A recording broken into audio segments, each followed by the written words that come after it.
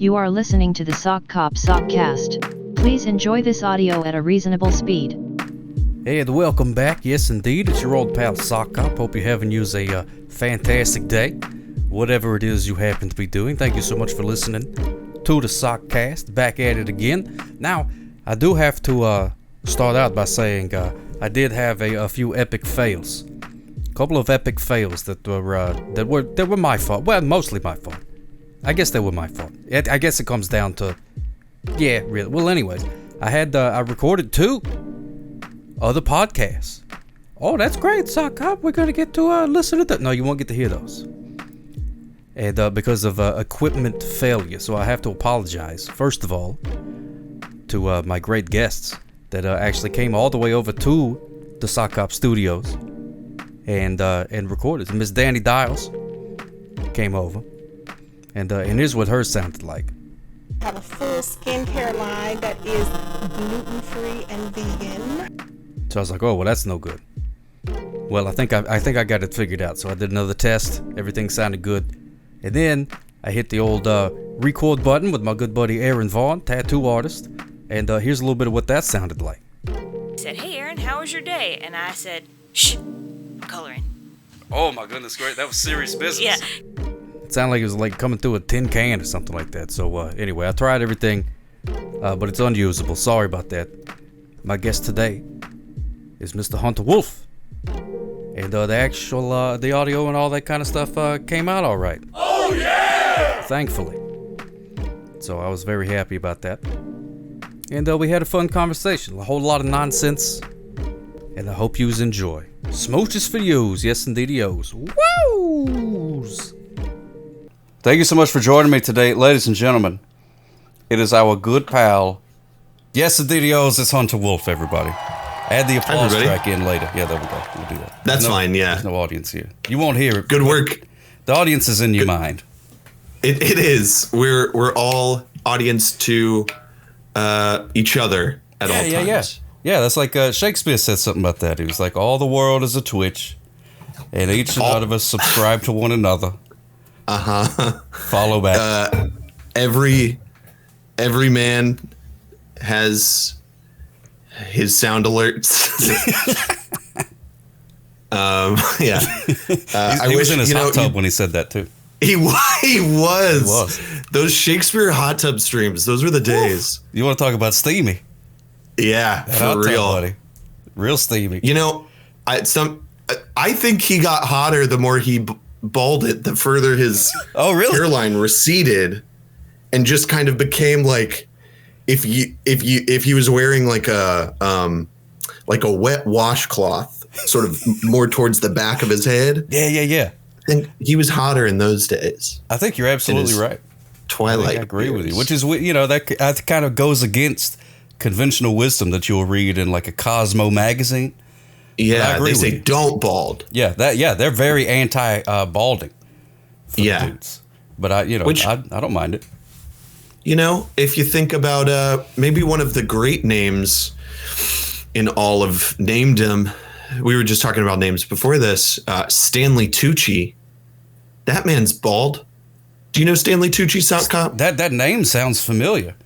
Stanley Tucci. You've probably seen him in 100 movies. Oh, he's one of those guys. Yeah, he's a that guy, but like probably on the closer to the, if the scale, if we kind of adjust the scale to that guy and movie star, he's more to the movie star side of that guy. Oh, I see. Okay, yeah, I mean? Well known. He's in like Julie and Julia. Is he in Devil Wears Prada? I think so. There's it's a lot of stuff like that. But anyway, that's a great name though. Stanley Tucci. Stanley Tucci, yeah. Tucci. The phrase that gets used in a podcast I love. We love when movies have a touch of the tooch. A touch of the tooch. Oh, is that what when he's in the movie? It's got a touch of the tooch. You got a touch of the tooch. You don't always need. Look, the more Tucci, the better. But even if you just have a touch of the tooch, that's where it's at. That's some magic happens with just a touch. Adds of the a little tooch. zest, yeah. For cooking terms, sometimes you just need a sprinkle of something to change your day. Oh, I love that. Are you a chef type person? Do you enjoy cooking at all? I enjoy cooking. I have no practical knowledge. about cooking. What I do is I hyperfixate on a recipe and I make that for like 2 weeks straight. Oh, that's good though. Yeah. And then I probably gain some kind of quote unquote expertise in that recipe. Whatever modest expertise that 2 weeks of experience might give you. And then I forget that I know how to make that recipe and I would just eat ramen. And then suddenly I'm like, oh, I'm going to try something else. I'm going to try another recipe. Here's a recipe that I really want to try. And then I work on that for another 2 weeks. And it's just that cycle over and over again. I like that, though. I like the consistency of you're having the same thing for a couple of weeks. Most people can't do that. I think it's... Well, yeah, again, I think it's a hyperfixation thing. And I obsess. I'm like, oh, how can I make this a little better, a little better, a little better? But like all things, my attention just eventually kind of drifts away from it. And it's not that I don't like that thing anymore. It's not that I want to ignore it. It's just that my brain goes, you know what? We're going to put that in the other room and you'll shut that door and then you won't come back into that room for probably a couple months. A very long time. This food is going to be just sitting in the room. You probably don't want to open that door, actually. Now that I think about it. It's probably in there.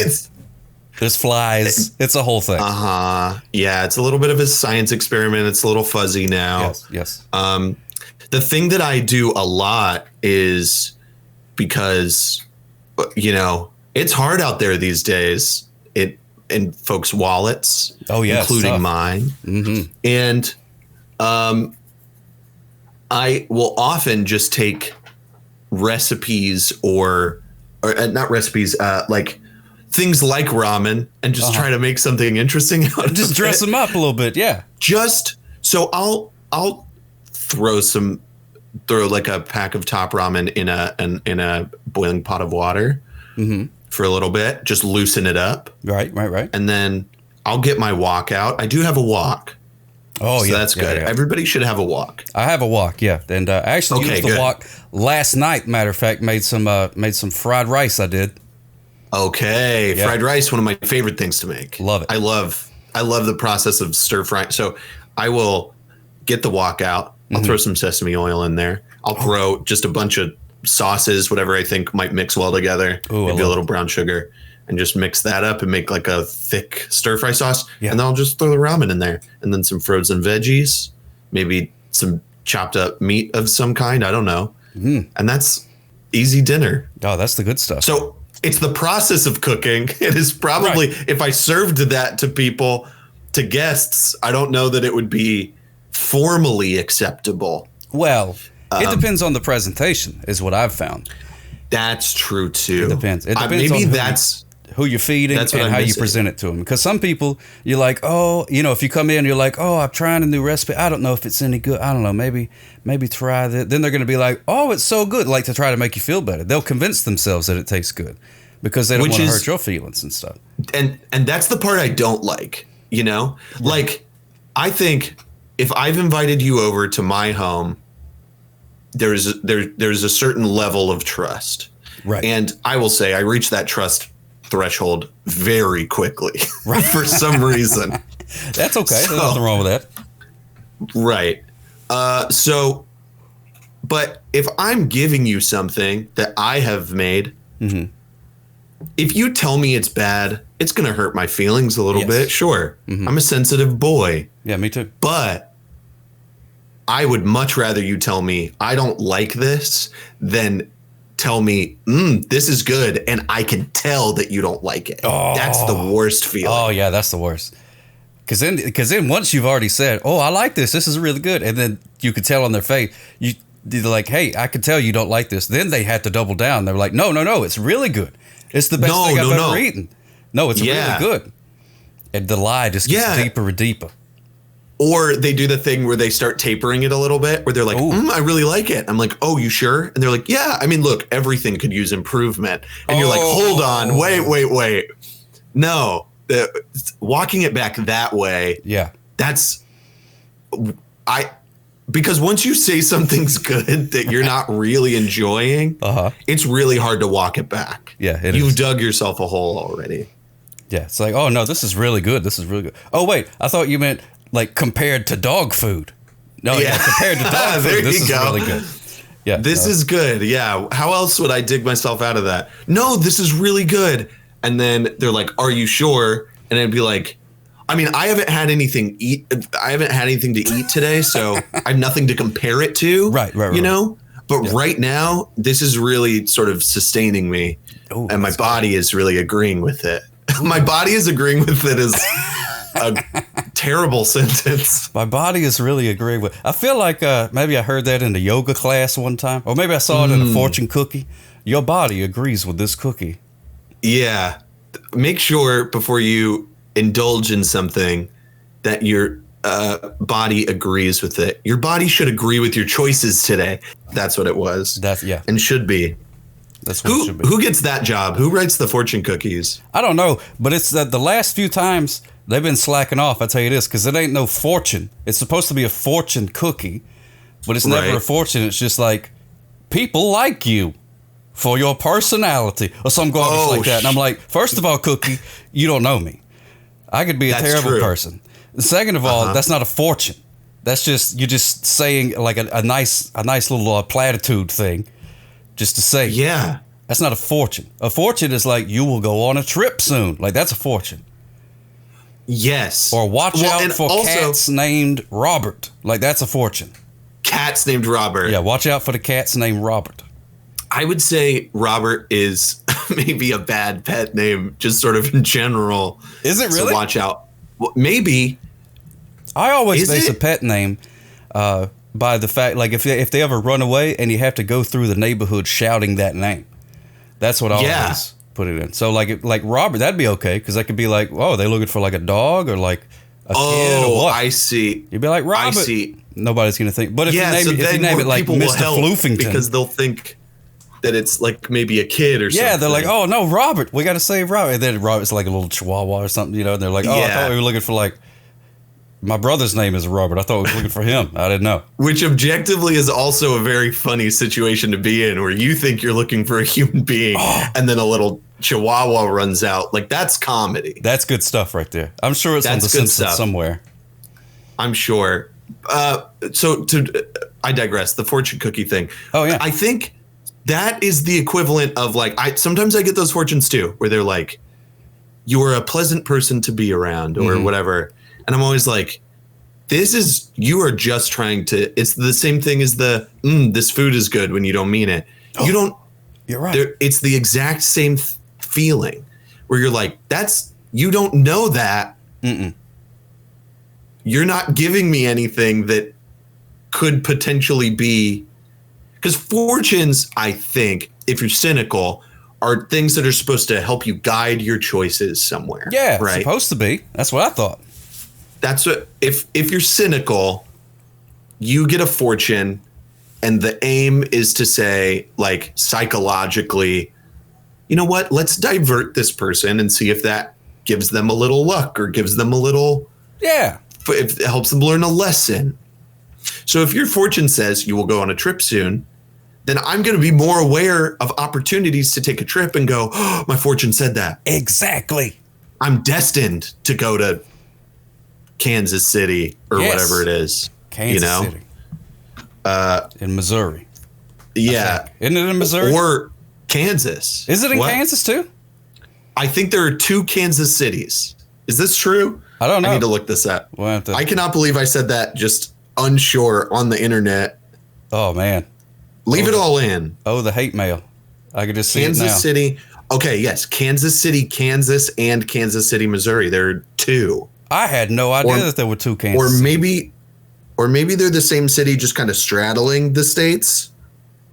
Is that legal? I don't. It is. Oh my God, that's exactly what it is. What? Kansas City is the same city, and it is literally on the border, cut in half between the border of Kansas and Missouri. I had no idea about that. As the locals say. I had no idea. All the people from Kansas City are going to be like, well, duh. They're screaming at us. Yeah, this is obvious. Of course, but everybody knows that.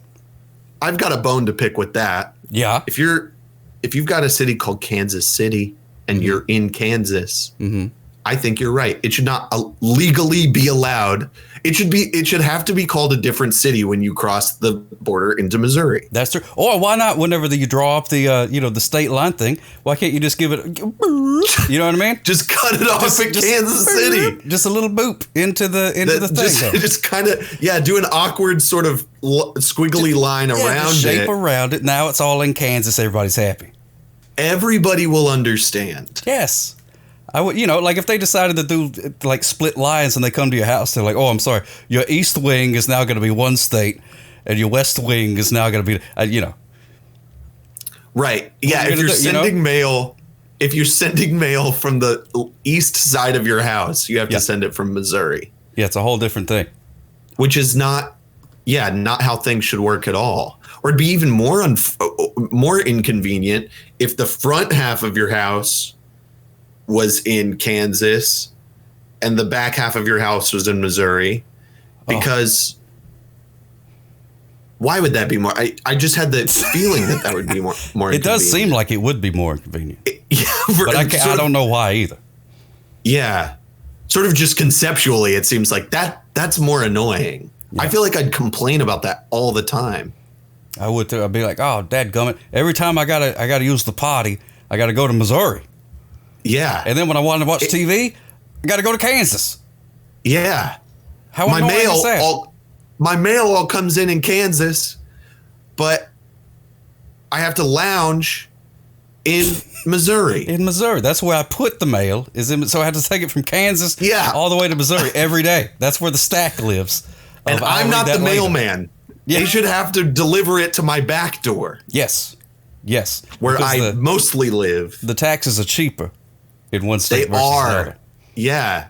And what if something is like illegal in one state but not in the, like, let's say you can't have hamburger meat. I don't know. That's legal everywhere. But let's say in one state hamburger meat is illegal. And then you go to your refrigerator, which is in the legal state, but you want to take it to the backyard to grill it where it is illegal. And then they'll get you for interstate travel. Now it's a federal crime. Now it's a federal offense. Yes. For taking hamburger meat from one side of your house to the other. Yeah. That's upsetting. You see how ridiculous this is, people who make maps? Come on. And the thing that I love about maps is that I've thought a lot about this. Yeah. Unfortunately. And you're about to tell. When I was a child and I was looking, and I don't know how true this is, okay? This is just something that I made up in my head as a kid, and somebody will have to tell me if it's true. Ooh, because it seems like it would be true, right? If you're looking at the eastern United States, the borders on the eastern United States are all really uneven, squiggly, messy. Yes. They're more interesting, right? Right, yeah. As you move farther west, all of the borders become much straighter lines. Oh, yeah. Straight. Yep. Straight as an arrow. Most of them are. In fact, there are a couple states that are just boxes. They are boxes. Yep. Box states. The box states, as we all call them. Yes, as we all do. Very often. Everybody calls them that. Historians and scholars. And I think when I was a kid, I just decided that was because when we were drawing maps, when we were first settling the states, it was, okay, from this rock to that tree, that's where Virginia gets cut off. Yeah. And on the other side of that is Pennsylvania or whatever. Yeah, some other place. I'm not good with maps either. I'm not good. I look at them a lot. I'm not good at remembering where everything is. I like the idea of a map. Oh, maps are very exciting. You know what I mean? Yeah. When Indiana Jones, when they do the transitions and it's the map and they show the little red line with the little animated plane, that's the best. Yeah. I love that. Yeah. So I really think that's how they drew maps back in the day.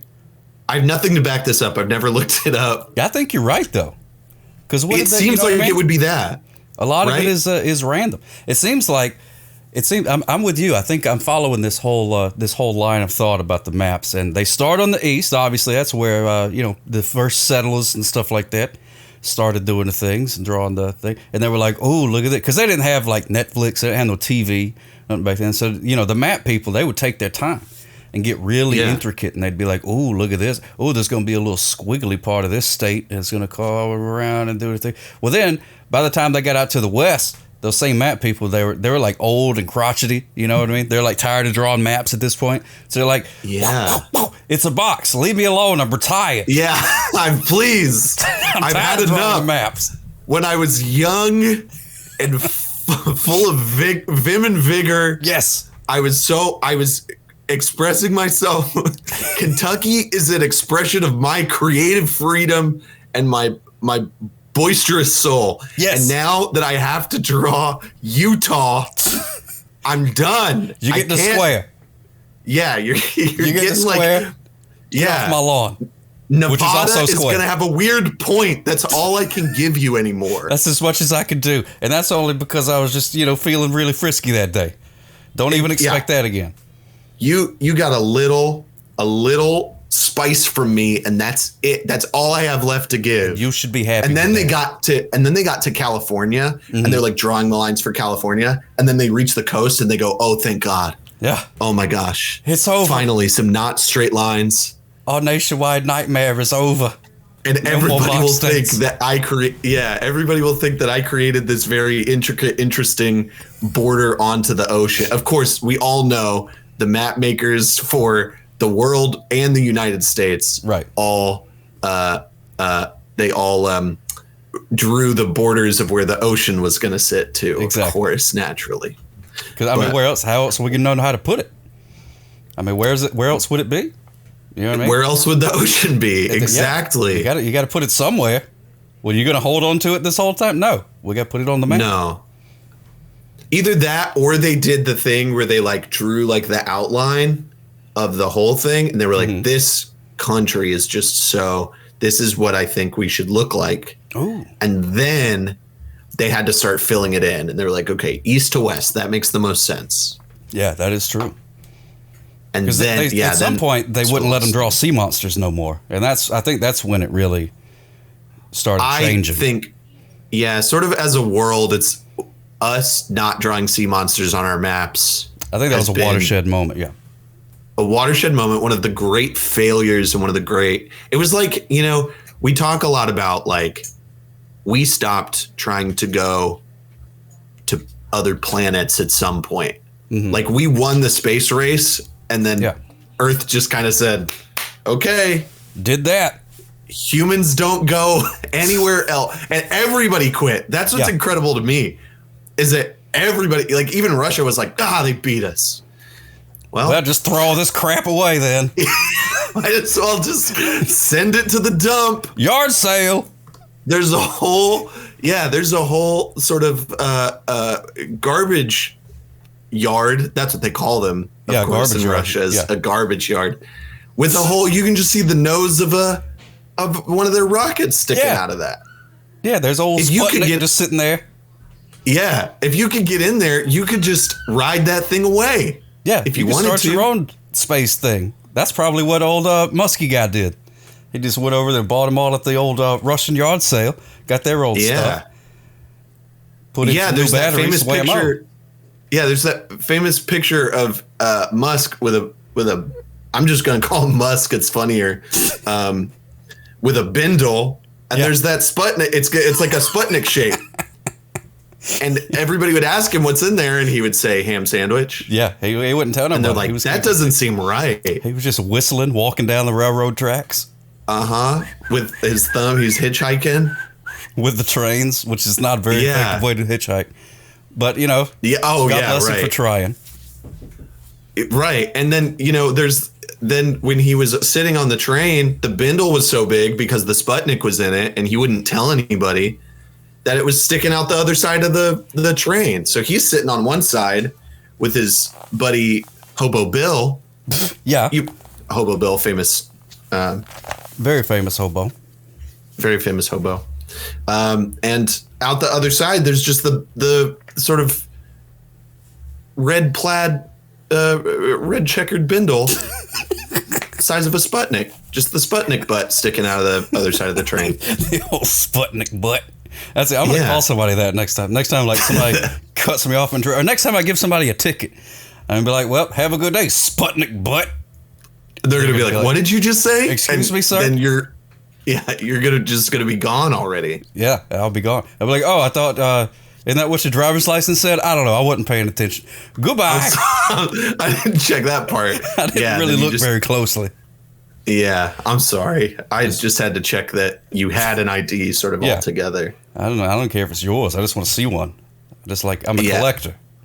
I'm just trying to look for any 9 on your driver's license. That's my lucky number. If there's a 9, you're good. Yeah, that's my lucky number. Yeah. As long as there's a 9 in there somewhere in your name, address. Did your driver's license? Did it used to have your social security number on it? Was that ever a thing with you? Where are my keys? I'm gonna look. I don't remember. I mean, I'm sure it doesn't now, but no, I don't think it does anymore. But back many years ago, people used to have their social security number on their license. That seems so irresponsible. Why were we so dumb for so many years? I don't know. They did that, and then they like invented the camera, and then they were like, "Well, maybe we shouldn't do this anymore." I guess that's it. Yeah, that's probably but before it really is about that all the time. Like how easy would it have been to get away with crimes like in the Old West? Oh my! Well, I mean, that's why the Old West was what it was. It was just everybody. Oh yeah, that's shooting each other. That's a good point. You could shoot a guy in a bar, and then everybody else goes like, "Oh well, there goes Cletus." Yeah, we didn't really like Cletus very much anyway. Yeah, and then the whole bar just has to keep playing cards and stabbing cards with knives or whatever else they did. And then the guy on the piano doing like bang bang bang bang bang bang bang. Oh yeah, all that. Yeah. That's always a good bit too. If you want to talk about real comedy, is when everything comes to like everybody's quiet after Cletus gets shot, and they're all staring, and they all look at the piano guy, and he's like, "Oh well," and then starts playing ragtime. Always good. Oh, I'm laughing just thinking about it. Yeah. Why is the only music that came to mind the Star Wars Cantina music? I'm trying to think of any ragtime. Yeah. Now I want somebody to play. There's got to be a ragtime version of that. There has to be. Sure. I'm writing it down to go look for it. Yeah. We'll ragtime. Ragtime Cantina band. Yeah, write that down. Would you have liked to live in the Old West, do you think? You know what? I'm going to say no. I'm going to go no. Not really. Because, I don't know. It's fun. I like watching some of the movies. You know, where they're like, "Hey, we're gonna rustle up some cattle," and I'm like, "Yeah, go rustle up some cattle," and then go to the saloon. You know what I mean? Like that seems like fun. But then it's like, what if you had to? What if you had a problem like with your arm? What if you're like, "Hey, my arm hurts a little bit. I don't know what happened." You know what the doctors do? Like back in those, they're like, "Well, chop it off." Oh, you know what I mean? Yeah. Like medicine and stuff back then was just garbage. Was it terrible? They really would. I'm sort of figuring out now that just sort of the history of the world before we got kind of into like that, like after pre-70s was just once we kind of reached an inconvenience, we went, well, all right, well, that's it. Yep. Like we just kind of gave up about it. Well, goodbye. Well, we'll just throw that on there, I guess. And this is the peak of human civilization, of course. Yeah, they would like write scientific papers and stuff about it, like what to do when you have a tummy ache. Remove the tummy. Yeah, this has been my science paper. Cram some bugs down there. Yeah. Attach 4 leeches, spin around 3 times, and eat an orange or something like that. Yeah, try and pull the belly button outwards. Oh, gross. You know. It was always like an innie to an outie. Yeah. Well, see, yeah, you would go see a doctor and they'd be like, you see, your stomach's hurting because your belly button, for a lot of people, that's inward. Yeah. And so it's poking your organ, organ of your stomach. My organs. And so we have to really like get that out. Like, so you'll just have tummy aches. Really? Yeah. That's just. And that's the cause of them, and there's nothing any of us can do. Yeah. Here, drink some sarsaparilla. Sarsaparilla. Oh, prescription strength sarsaparilla. That's some good stuff. Yeah, medical grade sarsaparilla. Whoa, we're gonna have a party tonight. Sarsaparillas. Sarsaparillas is going to be the name of the saloon that we should start. I love it. We should go into business together and call it Sarsaparillas. I think so. Yeah, no, it's a great idea. And it really rolls off the tongue. Sarsaparillas, easy to spell. Yes, yeah, everybody knows how to spell that. Exactly. And it'll be easy for people to Google. Yeah. There'll be a whole lot of to know where to put the apostrophe, of course. Mm-hmm. Yeah, very easy. May even mess around, throw a couple commas in there, just to spice it up. Yeah, yeah, sure. Why not? It's our saloon. It is ours, and we own it, and nobody can tell us what to do. We put in fact, commas in there. Yeah. To convince people to spend money there, we'll make the S a $sign. Hey-o, cha-ching! And then they'll be like, whoa, I guess I should take my money there. There's its name right there. Yeah. The it's got $sign my money's name means on money. the building. That's where I should take it then. Famously, I don't know if you know this story, and I tell it a lot just because I think it's very funny. When, for all your listeners, I'm a big movie guy. I've already referenced movies a lot, but there's the famous sci-fi horror film Alien directed by Ridley Scott. Yeah, I love that one. Yeah, we know we love Alien.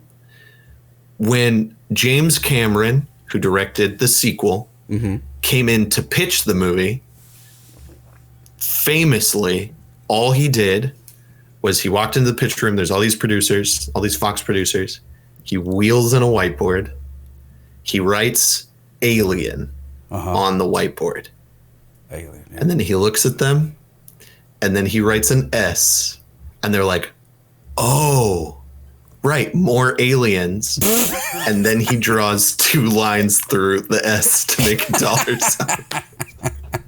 Oh my goodness, that's brilliant. And he was right. Aliens, mo money. Mo money. Oh man, I got that in a fortune cookie one time. Did you? No, but I wish. Wouldn't that be cool? Mo aliens, mo money. This is the other business venture we should do, is writing fortune cookies. Yes. And just putting absurd stuff like that. Like really cryptic. Yes. Like if you saw mo aliens, mo money in a fortune cookie. Yeah. How would you interpret that? Well, would you immediately go, that's a bad fortune? Oh, no. Or would you give it some thought? No, I would definitely give it some What would thought. that mean to you? Now that would provide some dinner conversation. You know what I mean? At the end of the meal, that's a nice way to, you've kind of exhausted most of the topics you're going to talk about for the evening with your dinner companions. But now you've got an entire mystery to solve, trying to figure out what mo aliens, mo money means. So then it's like, maybe you should invest in some sort of satellite company. You know what I mean? Sure. Maybe that's what it means. Yeah, and then you get to talk to them about, are aliens real? Yep. Or if maybe aliens did come to Earth, would it be more profitable for the human race? Ooh. That's financially? Good, yeah, alien. I cut you off. They capitalists? Are they right? Are they bringing their sort of financial resources to the Earth to share with us? See, now that's a conversation bonanza. There's so much there. What a gift. Maybe that's really what fortune cookies, the aim of fortune cookies should be, because compliments are nice, right? Yeah. Compliments from a piece of paper that you don't know who wrote it. Yeah. Kind of vapid. Vapid. Vapid is the perfect word. But if I got a random piece of paper from somebody, found it in my cookie, also an absurd concept, by the way, biting into a cookie. Oh, yeah. We all just sort of accept it. Yeah, with a strange message on it. Oh, yeah, fortune cookie, yeah. But if I bit into a cookie and there was a small slip of paper, what is like the most interesting thing that piece of paper could say? Oh. You know? Yeah, we could sit around and come up with a tiny typewriter. A fortune cookie pitch meeting would be a really good, and like, so then you have to think like, oh, it would be alarming to like pull that piece of paper out of your mouth, because that's how we all do. Yes. The fortune cookie. We all eat the whole thing and then pull it out of our mouth like we're a little printer. One of those old Matrixy printers. It's all like yeah, scream. They always like scream at you. Yeah, they always did. We all pull it out. Like you could see one that said like behind you. Ooh, but that's not like, that's for a moment that's alarming. Yeah, but then it doesn't generate conversation. Mm-mm. Other than what would be the most alarming thing to see behind you, and then aliens. You pull your fortune cookie out, and then it says "Mo aliens, mo money," and then now we're synced. Yes. Oh, that's good. That's good. I see. Well, so they kind of connect. So it's not like a standalone thing. It's all part of the fortune cookie cinematic universe, so to speak, of all of these interconnected fortunes. It's sort of like what was the game, like $1 Million Pyramid, where like they would just be, is that when you're sitting across from somebody trying to guess the keywords? Yeah. So I think you have to like pick a partner, and both of you agree to open your fortune cookie at the same time, and one of you is deemed to go first, and you read that fortune, and then they have to read their fortune, and you have to write them so that it is possible for most of them to coincide with one another. Oh, I like that. And then it becomes a partnering activity. Maybe you make a new friend at the dinner table. Yeah. Wouldn't that? Which I don't know why strangers are at my dinner table anyways. Well, but sometimes at the hibachi place. Right, well, yes, that's true. They'll put a weird setup for that. I mean, I understand that they've got to optimize their chef's time. Yeah. But always strange when you're at a hibachi place with either like a couple people that are too familiar or a family that really is just not acknowledging you at all. Yeah. They're like, in our universe, we're alone at this table. And they're just like sitting there watching the guy do all his little tricks and jokes and stuff like that. And, you're like trying to enjoy it, but it's like sitting there with these, like an alternate universe person. Just sort of hanging out, crowding your style. They're in the they're in the mirror dimension. Exactly. And not really engaging with you. And I'm trying now to think about like, what's the most comfortable situation? Like how much interaction do I want from the people at my hibachi table? I think optimally, 0. 0. So you like when they ignore you? Yeah. I don't want them to. You're talking about the strangers sitting at the hibachi thing? Yeah. No, I'm trying to watch the dadgum onion volcano. I don't want to sit and hear about, how you just got a promotion, Todd.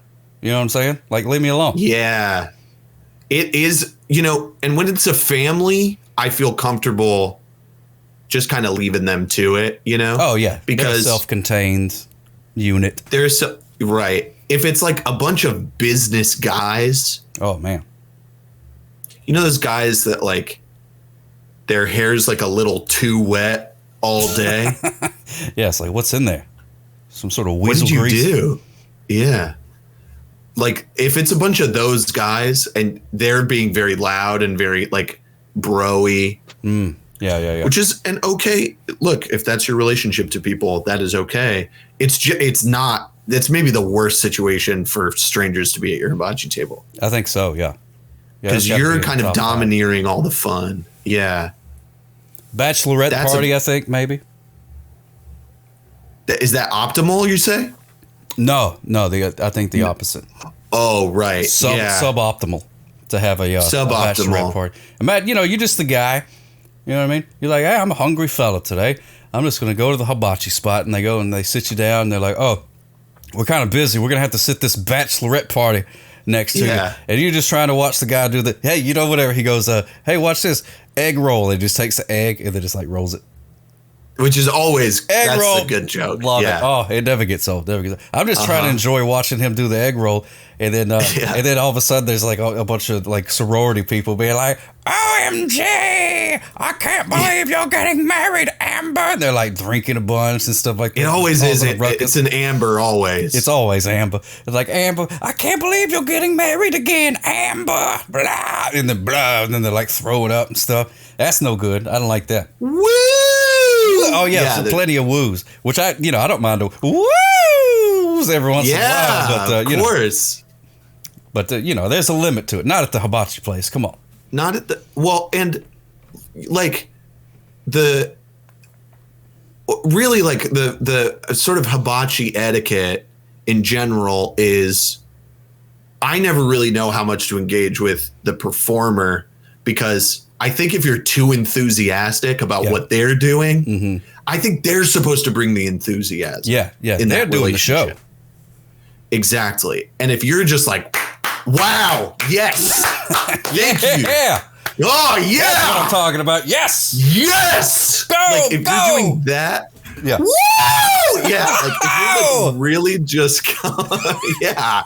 Like when if that onion volcano goes, whoom, and you're like, yeah. Oh, onion volcano. Did you see that? Did you see that? Good people at the other table. Did you see that onion volcano? Yeah. Oh, my God. Oh my God! That was spectacular. Be still, my heart. The roastiest onions. It smells so good. That is too the hibachi guy needs to be bringing that. I think my optimal words are made up. Yeah. My optimal relationship at a hibachi table is. I am with three other people. Yeah, that's good. Right. 2 on my left, 1 on my right. There's a family on the other side. Their kids are very cute. Oh, it is very funny to watch them sort of interact with the whole hibachi experience. Oh, yeah, that's great. And everybody at the table can go, oh, when they get scared of the big fire that they do. Yes. Very scared. We took Baby Sock one time. Big fire happened. That was the end of Baby Sock watching the hibachi. She was like, nope, I ain't sitting here eating by no wizards. Head turned the whole time. Yeah. She was like, nah, nope, ain't looking at that guy. He's evil. I seen the fires of hell created from his own hands. Not today. That's the most fire that a child will probably ever see that close. Yeah, hopefully. Yeah. Usually when there's that much fire, you're like far away from it at like a fireworks show or something. Right. Like at a Rammstein concert or something. Exactly. Fun for the whole family. But if it's like 2 feet away from you, I mean, that's an experience. You know what I mean? It is very exhilarating, even as an adult. Like you feel the heat and you're like, wow, it is. I think it brings you a little closer to some kind of divine experience. I think that's the closest. Hopefully I'll ever be to that kind of fire. Yeah. You and me both. Because, I know I'm flammable, but everybody's flammable. Everybody is technically flammable. You, of course, are more susceptible. I'm more flammable. Yeah, I got to be careful. Yeah. So hibachi experiences, the family, we can all sort of, when they like get scared, when the kid gets scared. Mm-hmm. And then the guy is just like, making jokes out the wazoo, and he's a little uncomfortable with the level of laughter that we're all giving him. Oh, really? Like he doesn't think he's doing that good of a job to earn that much laughter? Yeah, because you want like a little eagerness out of them. Right. You know what I mean? Mm-hmm. Like he pulls out. I used to have a guy. I'm not sure if you've ever if they've ever done this with you. We used to go to a hibachi place when I was a kid. That was like. We would go like every Sunday to get hibachi. Nice. And I had to lie about my age so that it could be cheaper so that we could go. I'm 4 years old, said with the beard looking just like you have now. Yeah, I'm 7, of course. Yeah. And there was a guy that we always used to request named Tim. Mm-hmm. And Tim was this Asian man. I wish I knew, which country he hailed from specifically, but Tim used to have a little thing where like he would do the big fire and then he'd pull out this little toy where he'd pull the trousers down on this little man and water would squirt out. Yes. I've seen that. So he'd like pull the trousers down and put out the fire. Yes. With the peeing toy man. Yes. I have looked for that toy a lot and I can't find it. It's very really? My Google search history is very upsetting when I look for that. You're on a list somewhere now. You're on a list somewhere. For sure. Oh, and man, that was always like everybody at the table. I thought it was the funniest thing of all time. That's the easily top 5 jokes I've ever seen. Oh yeah, tiny little plastic man peeing out of fire. That's great. A fire that big, a huge fire. Right. It's like 100 times bigger than he is, and he's just like tinkle, tinkle, tinkle, and then it's gone. Hilarious. It's good. And peeing where my onions are going to be, of course. I'm about to eat that. Yeah. And I have to suspension of disbelief. I know that's not actually pee. The joke is funny because it's pee. Exactly. Anyways, we're not gonna dissect the comedy. Yeah. But like everybody at the table is like a little too uncomfortable to laugh too hard at that. Oh, so really? Like, that's like the hibachi laugh level at most hibachi places I've been to. Oh, okay. Like that, you know? Oh. And the person is like really trying to get more out of you. And that's the level of hamminess that I love. So I think that's kind of the grid of what I hope for at a hibachi place. Yeah. And I'm going to be the guy that the chef looks to. And I'm like, really like, I got you, man. We're on this. I'm like the hibachi chef Igor. Oh, yeah. The old sidekick. That's what I want to be there. I want him to be able to confide in me. I like that. Yeah. That's really good. Have you ever had a sad hibachi chef? You ever gone and had a sad hibachi chef? You could tell that, like, his girlfriend broke up with him that day. Or he didn't want to be there. You ever had that? No. That's terrible. Yes, I have. It's terrible. It's a terrible experience. It's sort of like I don't know. It's sort of, I don't know. It ruined like my whole week. It caused me to have like an existential crisis because I'm there. We're like, hey, this is gonna be fun. We're gonna have the guide. He's gonna, do the volcanoes and all that kind of stuff. And he was just like, he didn't say a word. And he was just like, chop, chop, chop. And then he would just like light stuff on fire. But his face was just like. And did you go like at like peak time or did you go at lunch? No, I think it was like lunchtime. It wasn't a crowded spot. He probably got called in that day. You know what I mean? They were like, oh, the other guy called in sick. You got to come. He probably had plans. But he did not want to be there. He was grumpy the whole time. I mean, he wasn't like mean to us or anything. And the food was fine. But he did absolutely nothing to put on a show. He was just like, chop, chop, chop, fire, fire, fire, fire. Here you go. And I was like, man, this whole... And then you just realize like how much of a facade everything is. You know what I mean? It's like the guy, because he's at work. You know what I mean? I mean, even if he enjoys it. Yeah. Like if he won the lottery, he wouldn't be showing up and making these, frying this rice on his flat oven thing. He'd be on the beach somewhere with a drink in his hand. You know what I mean? No matter, even if he enjoys it, he doesn't really want to be there. And we don't feel like cooking. So here we are. You know what I mean? Everybody's just a little sad at a hibachi place. Everything's like a little uncomfortable at the hibachi grill. Well, that's the thing. It didn't used to be. It used to be like Disneyland. Really? You know what I mean? With a fantastic thing until I got a sad hibachi chef. And then I was like, wait a minute. I thought the hibachi chef was like born to hibachi. You know what I'm saying? Like you were born. Oh, yeah. And like it was like a lifelong dream. You know how some people want to be movie stars? Some people want to be astronauts. Yes. Some people want to be hibachi chef. I used to think it was on that level. And then I saw that guy and I'm like, how could you be sad doing hibachi? And then it just ruined the whole illusion for me. And I'm like, well, it's just some guy doing a job.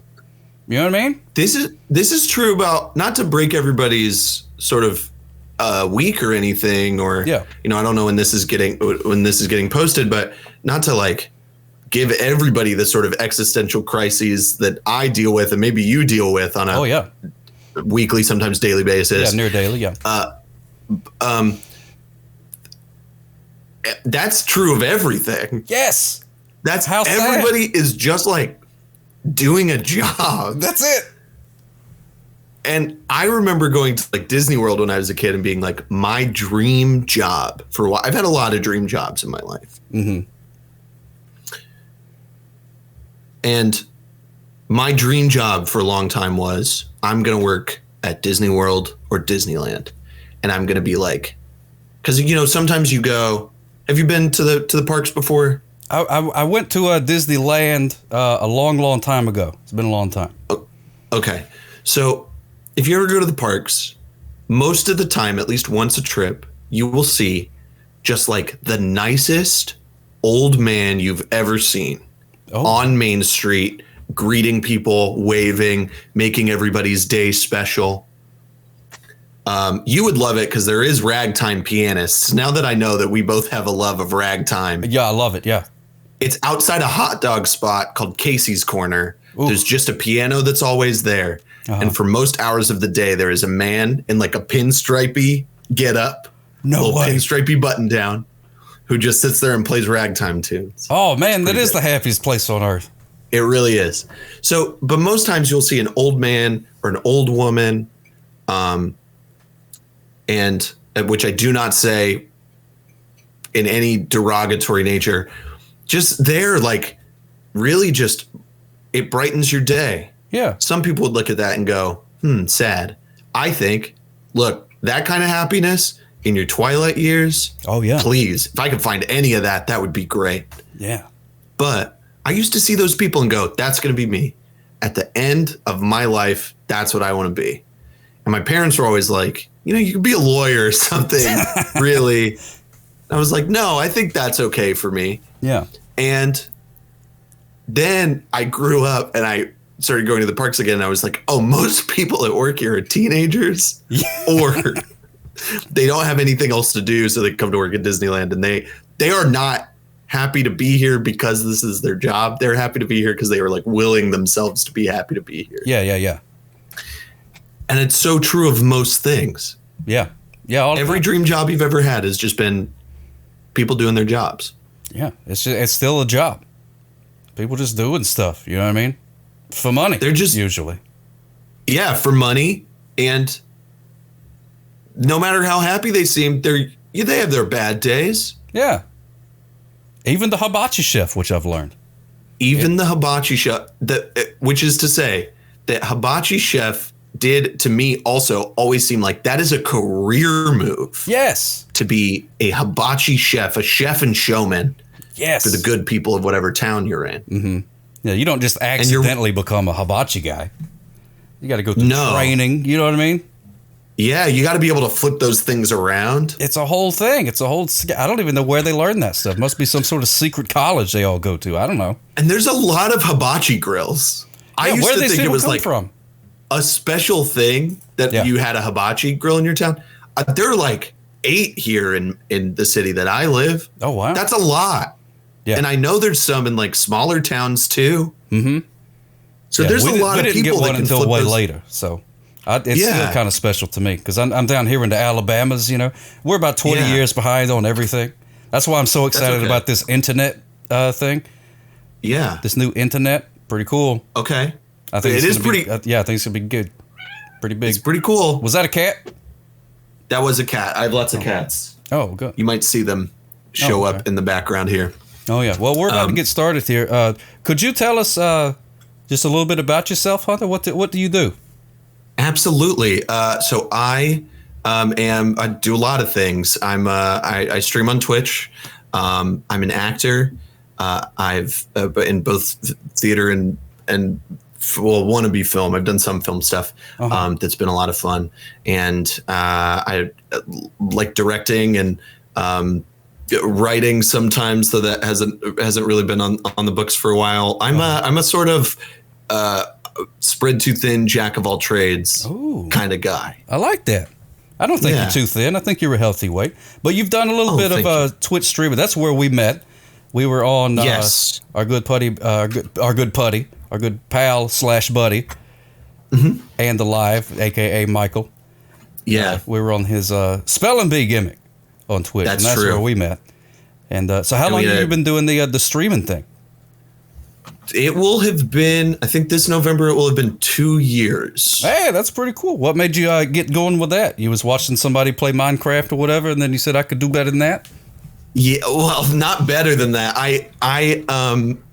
Yeah, during the pandemic, I was unemployed, and I was an unemployed actor, and I was just trying to find gigs and stuff. And some people I knew had streamed, and so I decided, maybe I'll just like hop on Twitch and like play some games and hopefully cultivate like a positive, healthy, silly little community to come hang out in. I knew like I needed a space to go hang out sometimes, and I had a lot of people offering that. But I felt like I kind of wanted to help create like a very specific kind of space too, and I didn't really know what that was. And so I just hopped on and met people and made a lot of online friends and started building that. And it was I don't know, it's been going well. I've been kind of lax on it lately with life stuff happening, but it happens.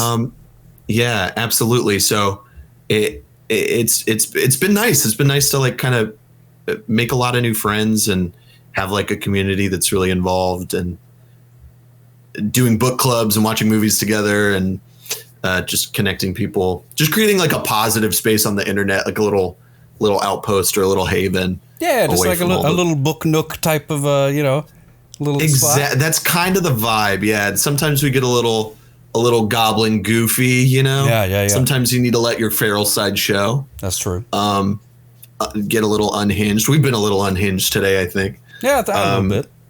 A little bit. Healthily unhinged. Yeah, I think so. I've been in your streams, and you do provide a very calming presence. I enjoy. You told me earlier that you used to be on a podcast. Talking about movies and things like that. I've thought whenever I've been in just watching you on the internet, I'm like, you know what? This guy could just like tell me about his day just on a podcast, and I would listen to that. There's a very like soothing aura about you. You're like a human cup of coffee and a warm blanket. That's what I think of you as. That's very sweet, and that's kind of exactly the vibe I want to give off. So it is very, very soothing to me to hear that's working, I guess, to some extent. Thank you. There's not many, most of the times, if I get on the Twitch, I'm there to talk, to jibber jabber to whoever the person is. Or sometimes I watch some of the music peoples and just have it on, while I'm doing dishes or something like that. But you're the only person really that's just like a guy jibber jabbering that I'm like, I could just sit back and enjoy. I don't have to add to this conversation. I could sit there and just listen to it, and it's good. So it's funny. That.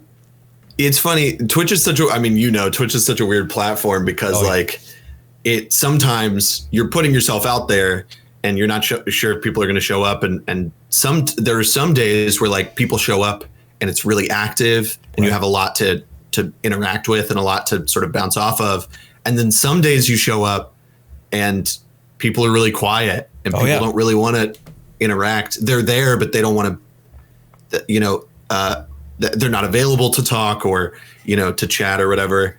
And it's such a weird metric to like measure yourself against that, to look at chat's not moving and you get those, to borrow a term from my good friend Winnie the Pooh, you get grumblies in your tumblies. Oh yeah. I get the grumblies. And it sucks. Like it's such and then you like get off and you're like, oh, I feel so shitty about myself or whatever it is, and it's not a great feeling. But once you kind of come to, you're like, that is such a weird metric to gauge my self-worth or like whatever I'm doing against, whether people are talking at me or not. Yeah. It's a weird thing. And sometimes like you do something and it's like, like, I don't know if that's funny or not.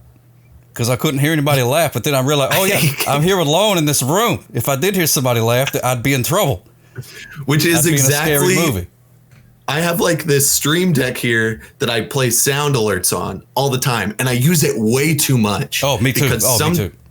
Okay, yeah. You have all your effects and everything. Yeah, all kind of stuff. And I have only just now realized that, I do that to fill the space of where I think like something should happen. Yes. Like people should laugh or clap. Not because I've done something funny, but ideally in my brain, if this were a sitcom, this is where something would go. Yeah, that's the one that I use the most, is the little sitcom board that so like the little applauses and the laughs and stuff. I love those. Yeah. I love those things. Animal noises are always good too. That's a little pro tip. Just grab, if there's ever a lull in the conversation, you just toss out like a goose sound, or maybe like whale noise. So, you know what I mean? Just something like that. It's always fun to do. I'm literally going to create a folder on my Stream Deck that's animal noises. Yeah, it's fun. Just, if you never know, when in doubt, just play some sort of animal noise. When in doubt, let the animals shout. Yeah, that's what I'm talking about. See, I really wanted to hit the applause button right there, but it would mess it up if I did right now. It's okay. So yeah, I mean, like it's a weird space to be in, and it's a space that I think everybody's just kind of carving out their own little corner. And sometimes people come visit you in your corner, and it's interesting. I was just having this conversation with somebody to, hit on something that's a little less goofy. Uh-huh. It's hard to like find a creatively fulfilling space when everything is when every market is oversaturated. Oh yeah, and my goodness. Sometimes it's, you hop on Twitch and other people find whatever you're doing. Because I think you're like me. You just kind of hop on and you just kind of do the thing that you do. Yeah. Whatever that is. And sometimes people respond to it, and it's really great. Oh, I love that. Yeah, I love when people stop by and say hello and jibber. I can't believe that people do, though. That's a weird thing. It's like the fact that anybody shows up, I'm like, wow, really? A part of me wants to be like, I'm very happy that it's there, but then part of me is like, you don't have anything else you should be doing right now? Like, are you okay? I feel like there's some way to be more productive. Yeah, is it? I mean, I'm glad you're having a good time, but you know what I mean? You know what I'm saying? Yeah, absolutely. No, I totally relate to that feeling. And then I feel like pressured because people are like, I'm choosing to use my time to have you entertain me, and I feel like I should be like, oh well, onion volcano whoosh, and the whole, I always feel like I should be doing some sort of entertaining. Well, all of us are hibachi chefs of our own kind. We're all just hibachiing. Oh my goodness, you're right. And this is what I come here to do: is offer that folksy kind of wisdom. We're a bunch of foodless hibachi people. We can't give you food. Each of us are hibachi chefs, but not all of us have the skills to flip knives and spatulas. Yeah, that's true. Yeah, the most spatulas. And probably for good reason. Yeah, no, that's good. You got to be careful with that. How do you practice? Do you think they have like rubber spatulas that they use to practice with? So like floppy ones? Themselves? Yeah, just like a floppy old spatula that they toss. Or they hand them like play school. Like you have a toddler. Does she have like a little kitchen? Yeah, the little play kitchen. Maybe Sock have like a little play kitchen with like the little utensils and things. So yeah, maybe they just hand those to them and they're like, practice with these for a little bit. Yeah, in a couple months we'll give you a spoon and you can try that. They go like they can only practice with things that are not at all knives or weighted spatulas. Yeah, and then they just give it to they just kind of throw them out there to swim. Oh my goodness. You chop off a finger, it's, whatever. You signed a waiver. We don't care. Occupational hazard. Yes. No workman's comp. Yeah. No. You knew what you were getting into and you signed up for this. You're the one that decided to throw knives around. Did I tell you to throw knives around? No. I just said, here's some knives in case you want to, do whatever with them. I didn't tell you to throw them. There was a supply of people throwing knives around. I decided to capitalize on that as a person who needed a business venture. And so I said, oh, what if these people that throw knives around were also chefs? Oh, what if we did it around families? Yeah. That's a good idea. And drunk people. Yeah, exactly. Would that be great? Oh, man. That would be so great. What would go wrong with that? We just needed to figure out where to put all these insane people that want to throw knives around with food and families and drinks around. And so we just kind of gave them a home to do that in. Exactly. I noticed multiple locations in your city. There was a whole lot of cutlery juggling going on. And Too much. We had to get them off we had to get them off the streets. I'm trying to go to the store, and I can't go to the store without passing 4 or 5 people just juggling knives. It's too dangerous out there. They got to get these people jobs. Dangerous. We gotta open 3 hibachi grills. Come on, let's go. Get those bags of rice. Bring those eggs. Yeah. We're gonna need them all. Yeah. Now I can't buy rice or eggs though. That's the problem. Is that all my local stores are sold out of rice and eggs because we had to. Well, yeah, surplus of hibachi. Yeah, government initiative to remove the cutlery jugglers. People of America, as your president, I have decided that we need to get these cutlery jugglers off of the street. Therefore, I'm providing them all with eggs and an old Pizza Hut. And we're going to open hibachis all across this land. God bless America. Mr. Gaddy's. Get hungry, y'all. We're about to do some chopping. Yeah. We're displacing the arcade machines. Yes. With a very hot grill and a lot of oil. Let's do it, people. Flammability, sharpability. This is what America needs. To continue into the 21st century, which we've been in for 20 years. We must protect our families by allowing you to bring your families near this establishment. And we will sit you with strange families as well to encourage, like friendship and stuff among fellow men's. Surely that'll work. Everybody is comfortable with sitting with strangers and laughing at jokes that maybe they shouldn't be laughing at. Yes, exactly. Like little plastic guys peeing out a fire on your onions. There you go. Oh, where can people find out about you, Hunter? People can find out about me on, they can follow my Twitter, which is Wulff is the name. That's WULFF is the name. Wait a minute. What is it? WU LFF. F. 2 F's? 2 F's. Okay, WULFF. Okay. Is the name. Is it spelled the normal way? Yeah. ISTHE. THE. NAME. Oh, I got to turn over to the back of the NAME. It is a little too wordy. We're looking at a rebrand coming soon, but we'll see about that. I don't know. I like it. All the good ones are taken. Yeah. So that's my username on pretty much all things. Sometimes I write little blurbs about movies on Letterboxd. If you want to talk to me about movies, we can do that there. Twitter, Instagram, and Twitch. That's my username on all of those things. And I like making new friends. So come by, say hi, vibe out. It's a good time. That's fantastic, my friend. I'm so happy that you took time out of your busy cat wrangling day to spend some time with me.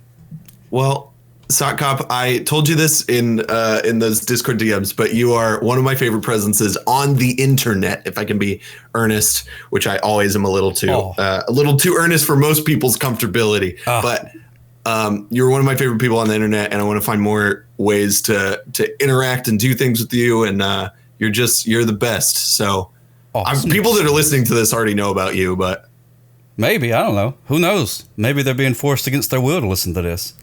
And then now is your chance to sell them about me. That's true. Sock Cop has a great mustache. Oh, thank you. And he's a sock who catches dadgum speeders. Those dadgum speeders.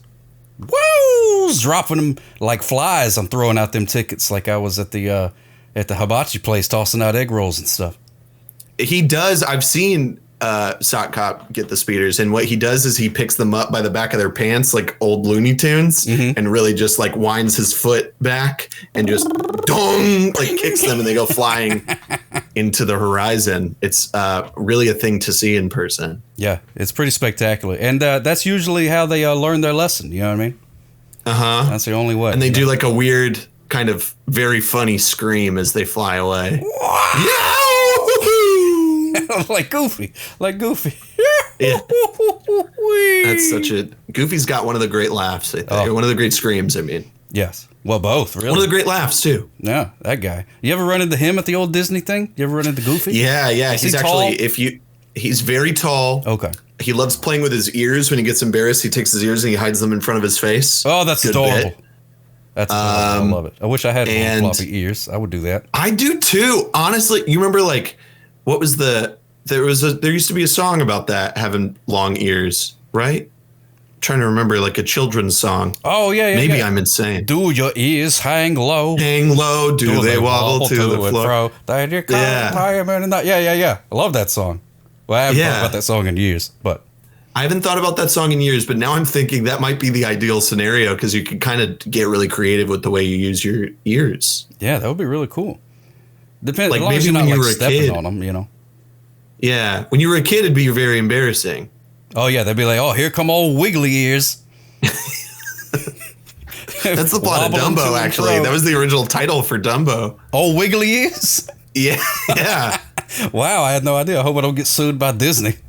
They're coming for you. I bet. Yeah. Any minute now. Hey, really quick, I know we're wrapping up here. I haven't checked in on Vern. How's Vern doing? Oh, Vern's doing fantastic. Hey, how you doing there, Vern? Wait, hold on. Let me see. Let me wake him up. Vern, look. No, Vern, Hunter wants to talk to you. Vern, it's a pleasure to meet you. I haven't met you yet. I've been around. Don't be shy. Chat, go over there. Yeah, there we go. There we go. On the other. Hi, Vern. Right there, just saying hello. Hi, Vern. How are you? Mm-hmm. Does it look like I'm looking at him? Yeah, you're looking at him right now. Yeah. Right now? Yeah, there we go. Mm-hmm. Hi, Vern. I'm big fan, Vern. Yeah, thanks for hanging out with us today. What did you say your pitch for a fortune cookie was? Low-hanging ears? Breed what? Contempt? That's ominous. Well, he can be a little bit. All right, that's enough there, Vern. He's a little rascally. Yeah, he is a little rascally. Get back to your post. Low-hanging ears breed contempt. I don't know whether he's been watching. That's so much ominous TV enough. Yeah, that's ominous enough that would spark conversation. That would be a good conversation at the old dinner table. Be like, long floppity ears. And then what if you're sitting there with a friend that's got long floppity ears? Oh, well then I think everybody's not really good. Yeah, very awkward. Oh my goodness. But maybe he has to be like, no, guys, I know you can talk about it. It's fine. It's fine. I know about the ears. There's no need to whisper. I know I have long floppity ears. It's fine. It's okay. My mother was a rabbit. Yeah. And my daddy was also a rabbit. Yeah. And I am a human. And somehow I became human. Yeah. I don't know. Genetics are a weird thing. Nobody really knows how it works. Weird. It's it just happens. It's fine. It's fine. Look, I'll pay for this round. I'll pay for this round. Just to make everybody a little more comfortable, a little looser, more comfortable with the ears thing. We can talk about the ears. That's fine. It's okay. Just ask the questions now. We'll get it out of the way. Get it out of the way before the onion volcano. And we'll just go from there. Yeah, definitely. And then by dessert, we'll be fine. We've all moved on with our lives, much like I have.